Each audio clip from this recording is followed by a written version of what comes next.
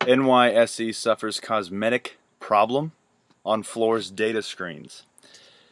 Right. A cosmetic problem affected data displays at the New York Stock Exchange on Thursday. The issues did not seem to disrupt trading. Many screens, which typically show quotes and other information, displayed NYSE logos.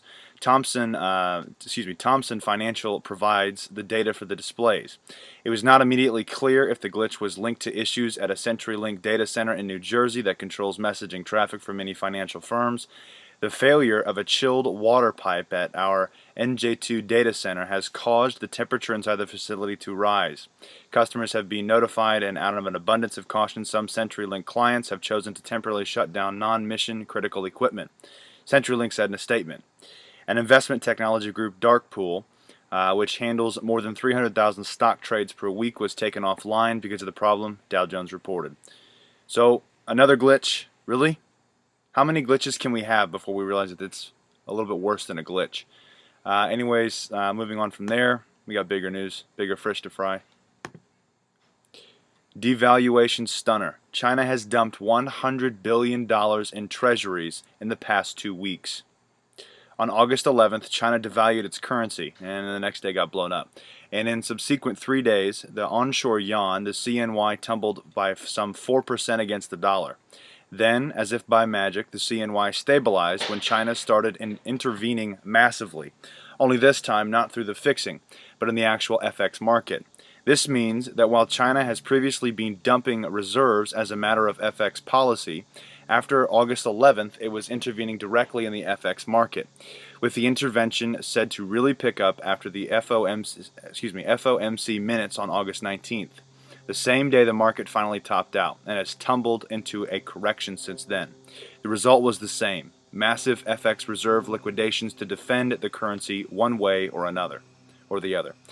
And yet something curious emerges when comparing the traditionally tight and inverse relationship between the S&P and the Treasury long end. The drop in yields has not been anywhere near as profound as the tumble in stocks. In fact, the 30-year is wider now than where it was the day China announced the yuan devaluation. This is huge.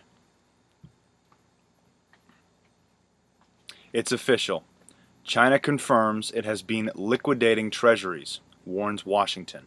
On Tuesday evening, we asked what would happen if emerging markets joined China in dumping U.S. treasuries. For months, we've documented the PBOC's liquidation of its vast stack of U.S. paper. Back in July, for instance, we noted that China had dumped a record $143 billion in U.S. treasuries in 3 months via Belgium. Really? Back and forth? Sorry, there's a helicopter flying over, leaving Goldman speechless for once. We followed all of this up this week by noting that thanks to the new FX regime, which in theory anyway should have required less intervention, China has likely sold somewhere on the order of $100 billion in U.S. treasuries in the past 2 weeks alone, in open FX ops to steady the yuan. Put simply, as part of China's devaluation and subsequent attempts to contain said devaluation, China has been purging an epic amount of treasuries.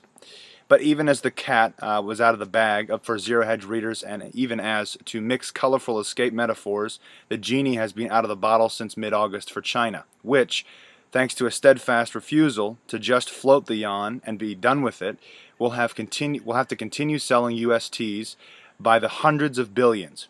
The world at large was slow to wake up to what China's FX interventions actually implied until Wednesday, when 2 things happened. Bloomberg, citing fixed income desks in New York, noted substantial selling pressure in long-term USTs, emanating from somebody in the Far East. And Bill Gross asked in a tweet if China was selling treasuries. Sure enough, on Thursday we got confirmation of what we've been detailing exhaustively for months. Here's Bloomberg. This is just ridiculous. The amount that they have sold. I highlighted this part because it's the explanation of what it actually means to those who don't know. As we discussed on Wednesday evening, we do, thanks to a review of the extant academic literature undertaken by Citi, have an idea of what foreign FX reserve liquidation means for USTSs. Suppose EM and developing countries, which hold $5,491 billion in reserves, reduce holdings by 10% over 1 year. This amounts to 3.07% of U.S. GDP and means 10-year Treasury yields rates rise by a mammoth 108 BP, Citi said in a note dated earlier this week. In other words, for every $500 billion in liquidation Chinese FX reserves, there is an attendant 108 BPS worth of upward pressure in the 10-year. Bear in mind here that thanks to the threat of a looming Fed rate hike and a litany of other factors, including plunging commodity prices and idiocentric political risks, EM currencies are in free fall, which means that it's not just China that's in the process of liquidating U.S. dollar assets.